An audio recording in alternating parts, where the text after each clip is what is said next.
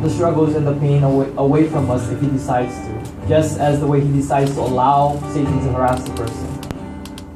But God does not work that way, because we cannot ultimately know God if we don't ever meet Him.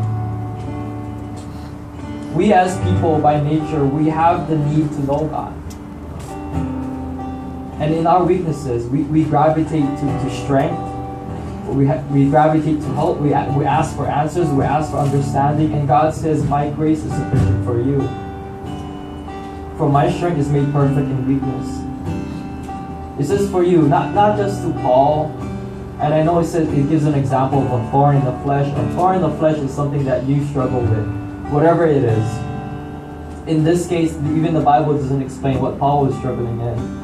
Or the people that read the Bible more than I did doesn't even know what kind of thorn that was.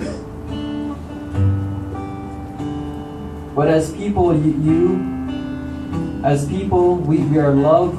We are loved beyond our understanding. If real grace is available to you, which it is, you are well beyond love. I read something about a fish being in the ocean. Sometimes we think as if we are the fish in the ocean where we're swimming and we're drinking all this water, and one day we think that we will drink it all and be dry and basically die because of us asking for so much things, for the things that we live in. But the grace of God is not like that. We ask and we ask and we ask and we ask. It will never run away. It will never run dry. That's the awesome thing about God. This is what we use Him for. This is this well that's never ending. It's how you glorify this thing by asking what He can do best. That is to answer your prayers. That is to give you grace. That is to love you.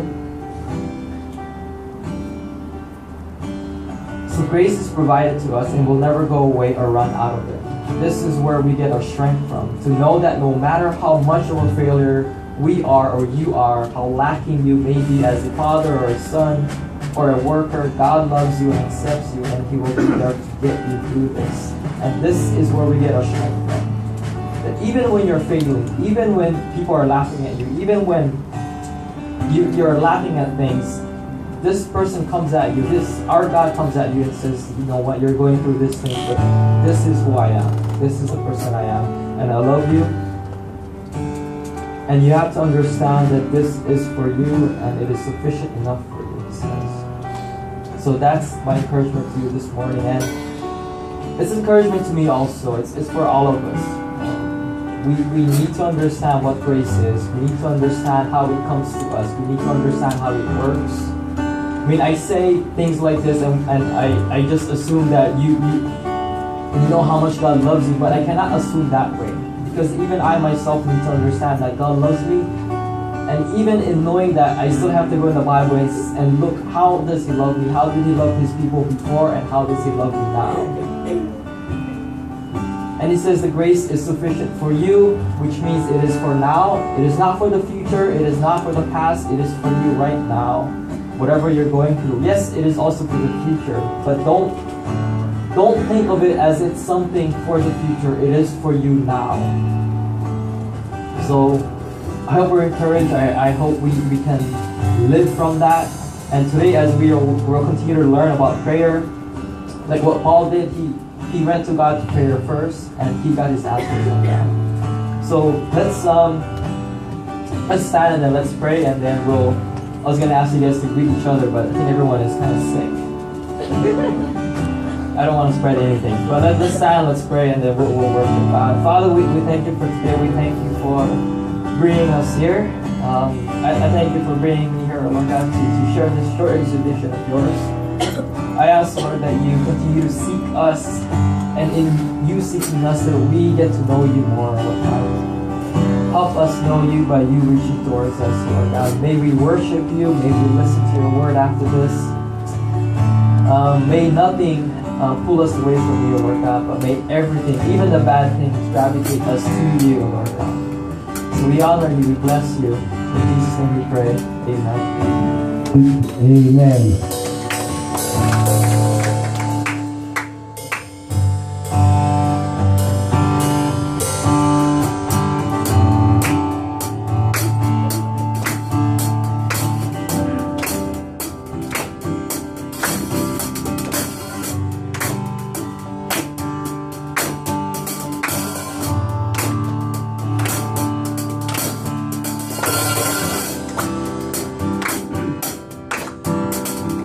Turn your ears to heaven and hear the noise inside.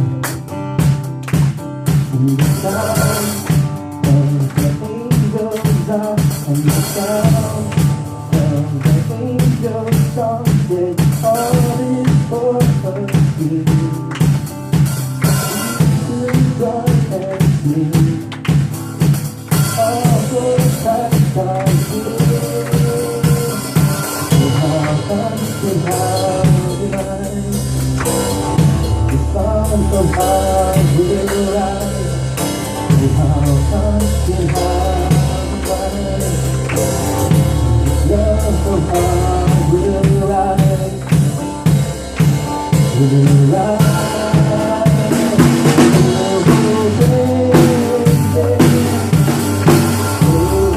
Oh,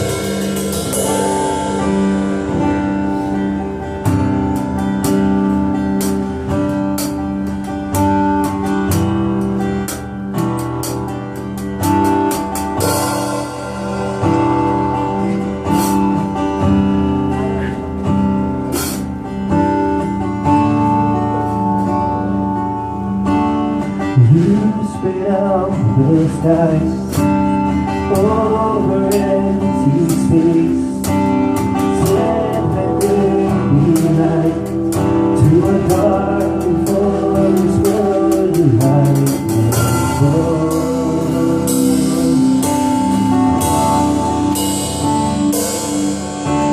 You spit out your heart over empty heart.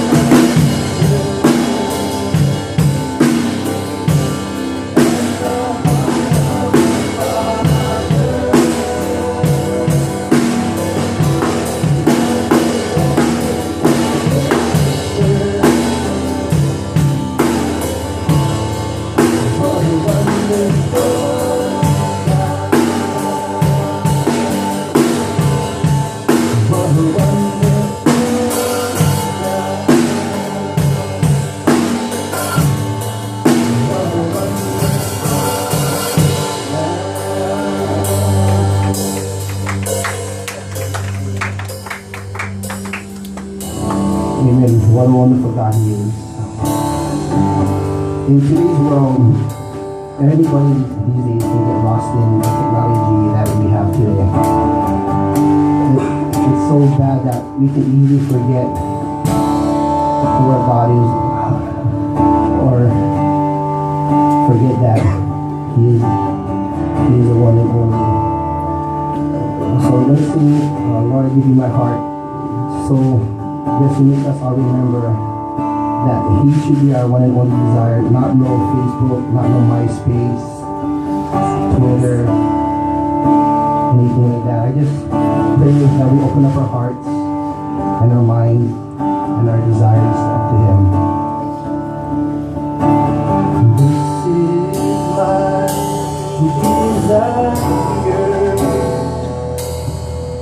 to honor You. Lord, with all my heart, I worship You.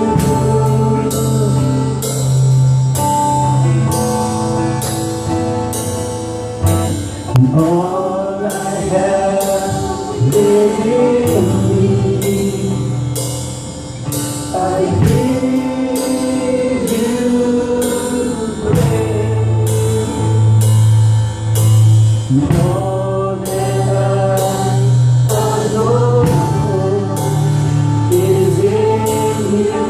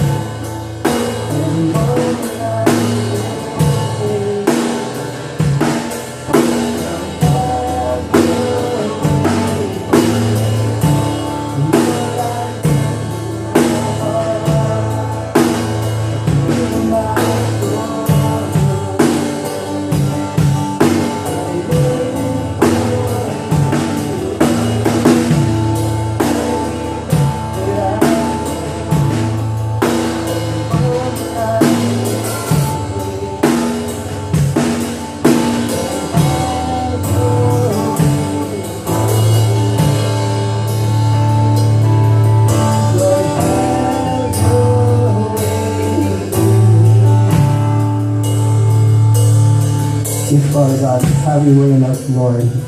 And our desire is to always honor you, Lord. I pray, Lord, as we hear today's word, that it resonates within us, Lord, that it touches us, Lord. In Jesus' name we pray. Amen.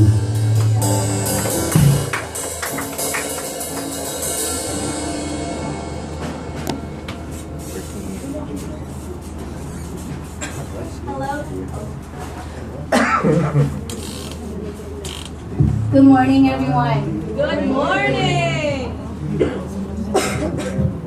We're into summer and it's really hot now. But thank God we have AC here. So today I just want to continue to just encourage everyone, specifically on being good stewards of God. And a good steward means just the job of supervising or taking care of something. So like in our jobs, we all have responsibilities, and as a Christian, we have to be good stewards of God, and in this case, tithing and giving back to Him. I have come to realize that, we are not mature disciples if we haven't embraced the reality of being good stewards. One of the most obvious evidence of our stewardship is the part when we give and tithe to the Lord, amen? Just as we decide on what we spend on things in our everyday lives, we also have to decide on how much to give to God. And tithing does mean 10% in the Bible. Even to give nothing is a decision. We are all accountable in every decision that we make. And a great benefit to tithing and giving as stewards is that it releases us from the real burden of our own financial freedom and financial needs. As we learn to trust God through giving, we can live more confidently on what is left because we know that is what God is taking care of. Giving is a freeing experience as it connects us more closely to God, and in the beginning it does, take time and you're seeing reaction, but of course God's grace is sufficient and His blessings will overcome. In Matthew 25:21, we can see the benefits here where it says, "Well done, good and faithful servant. You have been faithful with a few things. I will put you in charge of many things. Come and share your master's happiness." As all Christians, we need to embrace this view of stewardship, which goes beyond just our church budget, our building projects, or when's the next time we have a party so we can all eat good food. Although those are all very important, stewardship connects us with everything that we do with what God is planning for us here in this world. There is a joke that I found online. So a man dies and is met by Peter at the pearly gates. Peter says, "You need 100 coins to make it into heaven. Tell me all of the good things you've done and I'll give you a certain number of points for each of them. Depending on how good it was, when you reach 100, you can get in." I don't know if anyone heard this, but I thought this was really funny. "Okay," says the man, "I was married to the same woman for 50 years and never cheated on her, not even in my heart." "That's wonderful," says Peter. "That's worth 3 points." And the guy goes, "3 points?" The man exclaims, "Well, I attended church all of my life and supported its ministry with my tithe and service." "Terrific," Peter says. "That's certainly worth a point." "1 point? Okay, well, I started a soup kitchen in my city and worked in the shelter for the homeless." "Fantastic," Peter said. "That's good for 2 points." The man, 2 points, the man cries. "At this rate, the only way I'll get into heaven is by the grace of God." And then Peter says, "Come on in." So remember, I hope that was funny. Remember, it is only by the grace of God that we can do this, that we all can meet, give back, and show other people that we are tithers and givers to the Lord. Amen. So if we can all stand and pray for the tithes. Heavenly Father, we thank you just for this opportunity, O Lord, and we do